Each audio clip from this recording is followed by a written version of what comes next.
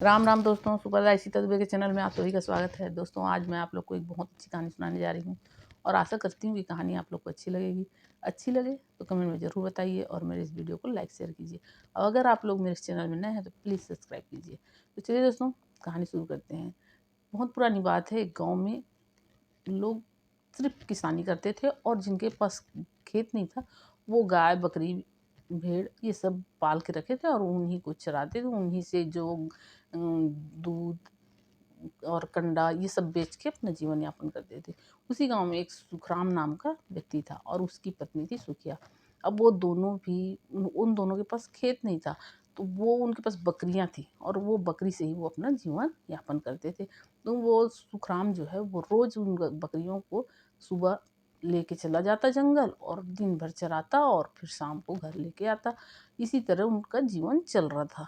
अब एक बार बहुत तेज़ गर्मी पड़ रही थी, जेठ का महीना था और तेज़ गर्मी पड़ रही थी। उस वो सुखराम जो है वो बकरियों को चराते-चराते जंगल में बहुत ज़्यादा आगे निकल गया और तपती धूप और उसके पैर में चप्पल भी नहीं थे। अब ये वो जो ऊपर से धूप पड़े और नीचे से जो अंगार जैसा जलता धरती, उसके पैर में ताव पड़े, उस इंसान उसका हालत बहुत ख़राब हो गया और उसको प्यास लगने लगी और वो जहाँ पहुँच गया था वहाँ पानी का कोई स्रोत नहीं था। उसको मतलब इतना तड़पने लग गया वो प्यास के मारे, तपते हुए एक पेड़ के नीचे बैठ गया और पेड़ के नीचे बैठ के वो तड़पने लगा। अब वो तड़प रहा था और उसकी बड़ी बकरियाँ जो है उसी के आस-पास चरने लगी। अब वो तड़पते रहा लेकिन उसको पानी का कोई ओर-छोर नहीं दिख रहा था। उसी समय शंकर भगवान वहाँ से निकले तो देखे कि ये पेड़ के नीचे बैठ के और सुखराम जो है वो प्यास में तड़प रहा है। तो उनको उसके ऊपर दया आ गई और भोलेनाथ जो हैं वो एक साधु का रूप लेके और उसके पास आए और बोले कि सुखराम, तुम इतना क्यों तड़प रहे हो? तो बोला कि साधु देवता, मेरे को बहुत तेज प्यास लगी है, प्यास के मारे मेरा प्राण निकला जा रहा है और यहाँ पानी का कोई स्रोत नहीं है, इसलिए मैं तड़फड़ा गया हूँ। तो वो साधु देवता मतलब भोलेनाथ जो साधु रूप में आए थे, वो अपने कमंडल से उस सुखराम को पानी पिलाए और अपने झोली से निकाल के कुछ फल उस सुखराम को दिए। अब वो सुखराम जो है वो पानी पिया और उन फल में से कुछ खाया। अब उसको थोड़ा मन में संतुष्टि आया और उसका मन शांत हुआ, तो वो अपनी बकरियों को लेके और घर चला आया। घर आया और घर आके और फिर वो फल जो बचे थे उन फल को रसोई घर में रख दिया।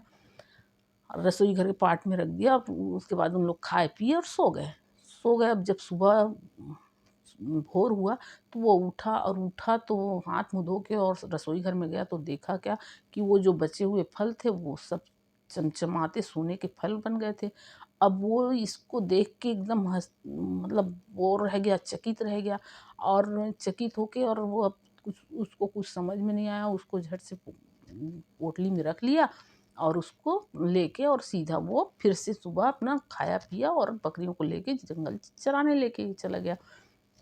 और वहाँ अब उसका मन तो अशांत और मन अशांत और मन में डर भी है। और उसके बाद वो ले दे के तो वो दिन काटा, फिर रात को घर आया जब बकरियों को लेके, तो फिर खाना वाना खाया और सो गया। लेकिन उसको रात भर नींद नहीं आई। तो वो दूसरे दिन अपनी पत्नी सुखिया को बोला कि देखो, आज मैं बकरियां चराने नहीं जाऊंगा, मुझे शहर में कुछ काम है, तो आज बकरियां चराने तुम चली जाना। सुखिया बोली ठीक है। और वो अपने घर का काम वाम सब किए और काम वाम करने के बाद खा पी के और वो बकरियों को लेके जंगल चली गई। और ये सुखराम जो है वो सोने के फल में से एक फल लिया पोटली में और वो शहर चला गया और शहर जाके एक सुनार दुकान पहुंचा और वहाँ उस फल को दिया सुनार को। और सुनार को बोला कि इस फल को मुझे बेचना है। सुनार बोला कि इसको तौलना पड़ेगा। वो बोला कि हाँ। अब वो सुनार तौल दिया और तौल के उसको पैसा दे दिया। पैसा वो लिया। अब वो ना भाव पूछा ना कुछ, मतलब वो कुछ भी नहीं बोला और वो सीधा वापस घर आ गया। और उधर वो सुनार जो है वो बहुत खुश हुआ क्योंकि वो उस सोने के फल से उसको कम कीमत दिया था। इसलिए उस सुनार को ये खुशी थी कि मैं कम पैसे में इतना सोना खरीद लिया। और ये सुखराम जो है वो तो उतना पैसा देख के बहुत खुश हो गया था। उसको कुछ समझ ही में नहीं आ रहा था। वो घर आ गया। घर आने के बाद फिर जब वो सुखिया बकरियों को लेके आई तो फिर ये सुखराम जो है वो अपनी पत्नी को सारी बात बताया। और वो पैसे का गड्डी जो है वो उसके हाथ में दिया। अब जब ये पैसे का गड्डी मिला तो भाई सुखिया भी खुश, सुखराम भी खुश, और दोनों तो बहुत गरीब थे ना, मतलब उनके पास बकरियों के अलावा और कुछ नहीं था। अब उन लोग जब ये पैसा मिल गया तो नए नए कपड़े, नए नए घर के सामान, नए नए गहने सब खरीदने लगे। खरीद वरीद के उसके बाद खूब सुंदर सा एक बड़ा सा घर बना लिए। अब गांव वाले को ये सब देख के लगा कि ये इतने मतलब गरीब थे और अचानक ये इतने अमीर कैसे हो गए कि अच्छे अच्छे कपड़ा पहनने लग गए, अच्छे अच्छे सुंदर गहने पहन रहे हैं, सुंदर सा घर बना लिया। ऐसा सोच के गांव वाले बड़ा मतलब वो हुए, अब उससे पूछने लगे। तो वो दोनों बहुत भोले भाले सीधे साधे थे और दोनों ने बता दिया उस फल के बारे में और उसको दिखा भी दिए। उसके बाद ये बात पूरे गाँव में फैल गई। अब बात पूरे गाँव में फैल गई तो एक दिन क्या हुआ कि 4 आदमी उस सुखराम के घर में आए और उससे बोले कि हम जो सुन रहे हैं वो क्या सत्य है? तुम्हारे पास सोने का फल है? वो सुखराम बोला कि हाँ, मेरे पास सोने का फल है। तो तुम हम लोग को भी बताओ कैसे मिला, क्या है, कैसे है?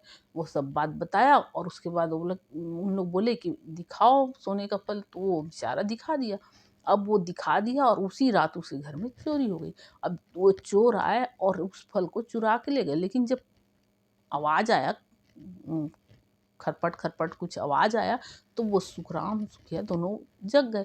जग गए तो उन लोग उन चारों को देख लिए। अब वो चारों को देख लिए, उसके बाद सुखराम जो है वो सुबह पंचायत बुलाया और पूरे गांव में हल्ला कर दिया कि मेरे घर चोरी हुआ। अब पूरे गांव में शोर मच गया कि सुखराम के घर में चोरी हो गया।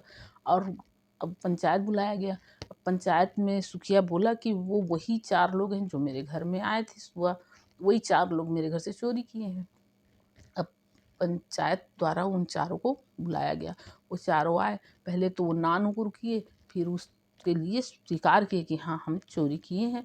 अब उसके बाद उनको बोला गया कि भई फल ला के वापस करो।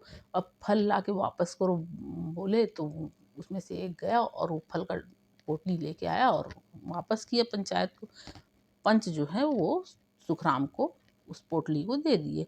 अब जब पंच उस सुखराम को पोटली दिए तो पंच लोग खोल के देखे तो उसमें वो सोने का नहीं, वो हरा फल, ताज़ा कच्चा फल था। अब ये देख के पंच भी आश्चर्यचकित, और जब वो सुखराम के हाथ में आया तो सुखराम भी आश्चर्यचकित और थोड़ा सुखराम का मन दुखी हो गया। अब वो फल लेके लेकिन सुखराम और सुखिया दोनों अपने घर आ गए और घर आके फिर सुखराम उस फल की फल को उसी रसोई घर के पाट पे रख दिया और फिर वो खाए पिए और सो गए। जब फिर दूसरे दिन सुबह भोर में वो उठा और रसोई घर में गया तो देखा क्या कि वो फल फिर से वही सोने के हो गए और चमचमाते हुए सारे फल चमचमा रहे थे। अब सुखिया और सुखराम खुशी का तो ठिकाना नहीं रहा। दोनों बहुत खुश हुए और खुशी-खुशी जीवन बिताने लगे। तो दोस्तों, ये कहानी आप लोग को कैसी लगी? कमेंट में ज़रूर बताइए। राम राम दोस्तों।